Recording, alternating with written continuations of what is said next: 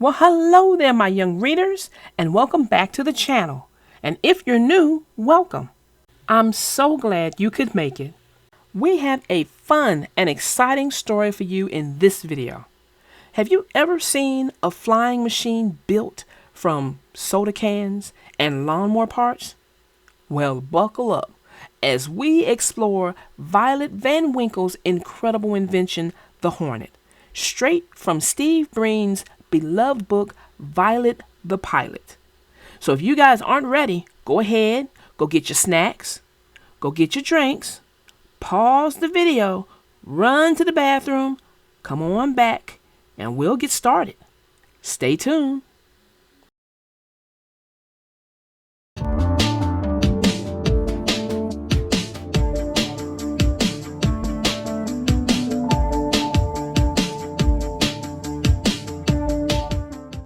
The name of this story is called Violet the Pilot.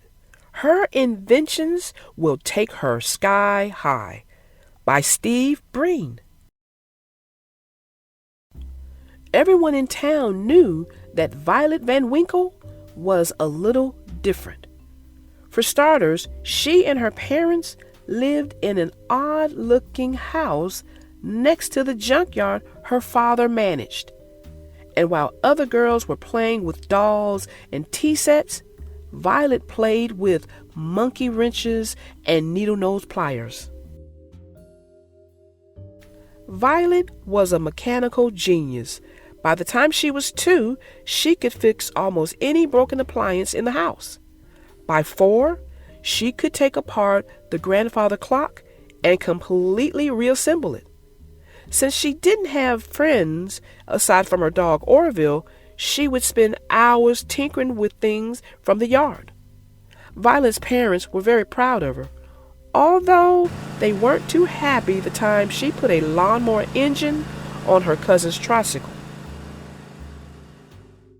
The older she got, the more interesting Violet's creations became. Around the time she turned 8, she was building elaborate machines from scratch, and not just any old machines. Flying machines!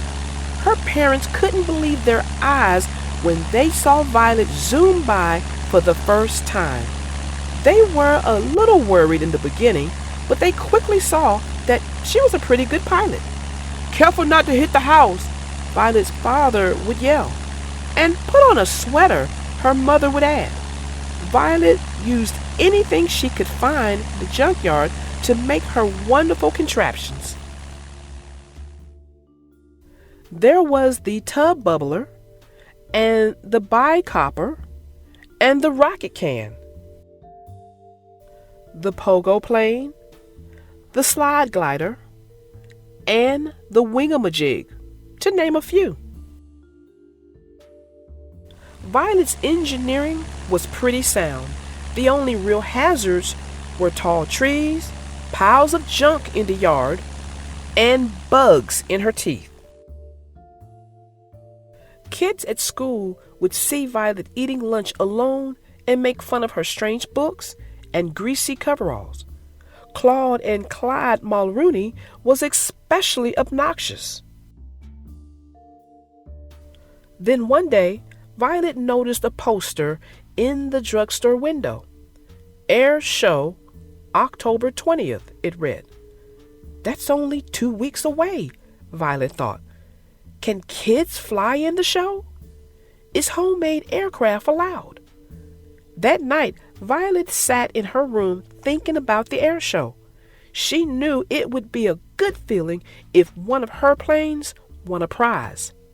And maybe then the kids at school would be nice to her.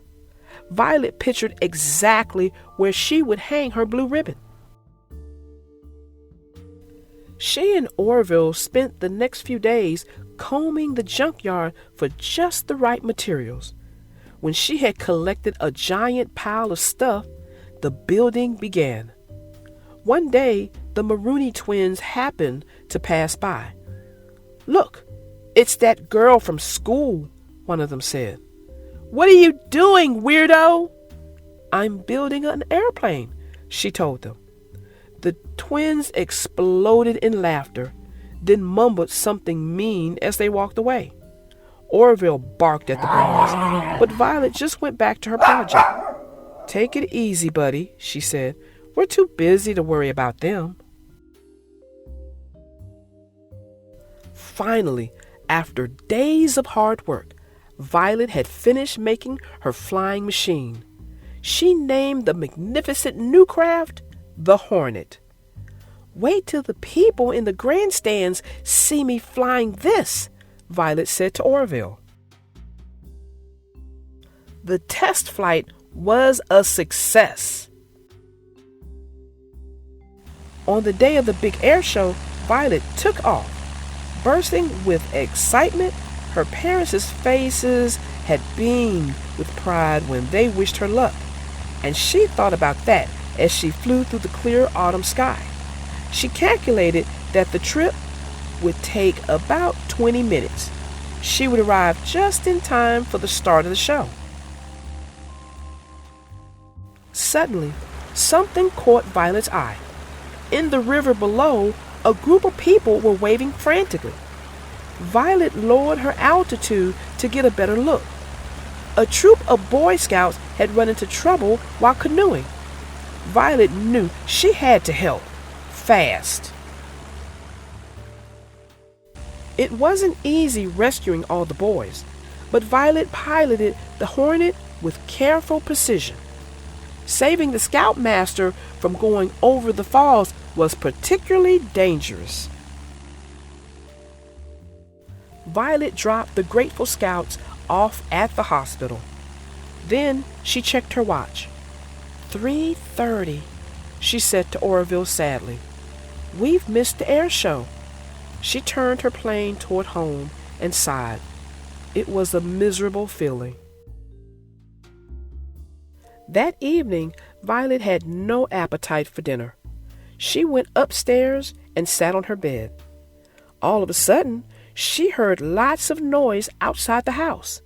She and Orville went to the window and discovered that a crowd of people had gathered. Somebody spotted her. "There's Violet!" the boy shouted jubilantly. "There's our hero!" The Van Winkle stepped outside, squinting from all the flashing bulbs that were popping. The press, the mayor, the fire, and police chiefs, even kids and teachers from school, had all learned of the rescue that day and had come to praise her. "Young lady, please accept this medal of valor as a token of our gratitude and esteem," said the mayor. And he gave Orville a new collar with a license that read K9 Hero. Well, that does end our story, but this is also an awesome opportunity to do a deeper dive on Violet's airplane. Imagine a plane that looks like it soared straight out of a junkyard dream. The Hornet isn't sleek or factory made, it's pure scrapyard ingenuity. Here's the breakdown based on that awesome diagram. Now let's start with the body. Picture a bright yellow fuselage.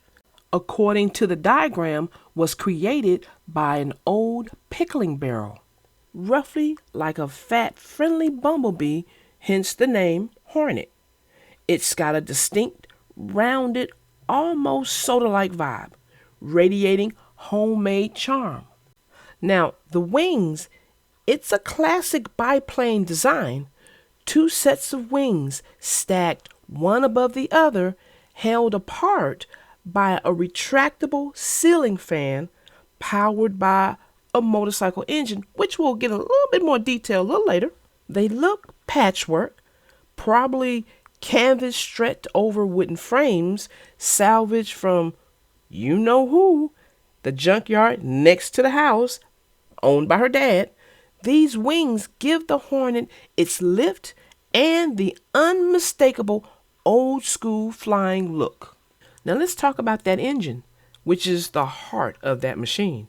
It's mounted proudly right at the front is the power plant, a bright red lawnmower engine. It is pure violence brilliance.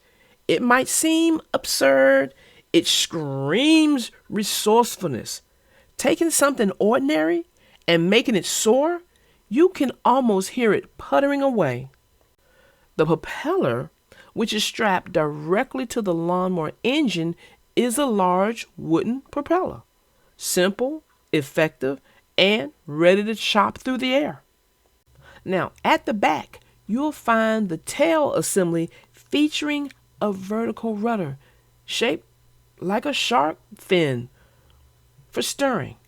And if you look at the assembly, it's made from a hockey stick and piece of tin. Now, when it says a piece of tin, I can almost guarantee you that was procured from the junkyard next door, owned by her dad. Now, this allows her to be able to pitch that airplane up and down. Now, keeping it grounded until takeoff are sturdy wheels. Think robust. Think baby carriage wheel. You heard me. Baby carriage wheel. Her ingenuity knows no bounds. Now, it's attached with simple struts built for rough landings in a field. Now, let's talk about the pilot seat. Now, it's an open air cockpit, just a simple seat mounted behind the engine. Now, that seat is a leather recliner, so she's going to be comfortable while she's in there flying. Now, she also has a co-pilot seat back there, and that's from a wooden chair. Now, you know who that co-pilot seat's for, right? Remember, in the story, she has a dog named Orville who's her best friend. So that is who that seat is for. Now, there is no fancy canopy, just goggles and the wind in her hair and her best friend in the back seat. Don't get any better than that for her. Now, the whole creation is Violet. So it has her personality just infused all in it. You can't help but to see her personality in it. And when you look at it, there might be vents, pipes, and gauges cobbled together, giving it that lived-in inventor's workshop feel. And that's exactly what it is. When she put her head down and put it together, she literally took what was inside her mind and created it on the outside. And I say that because that is exactly what you can do. It is just that simple. What's in your mind, you can create it. You have that ingenuity spirit just like Violet. Whatever your next project is, I hope you know you've got the ingenuity, you've got the ability, you've got the smarts, you've got everything you need to make it happen, make it real. So guys, I hope you enjoyed this story. I'm hoping you really got a lot out of it. And I will see you all in the next video. I am your little darling narrator, out.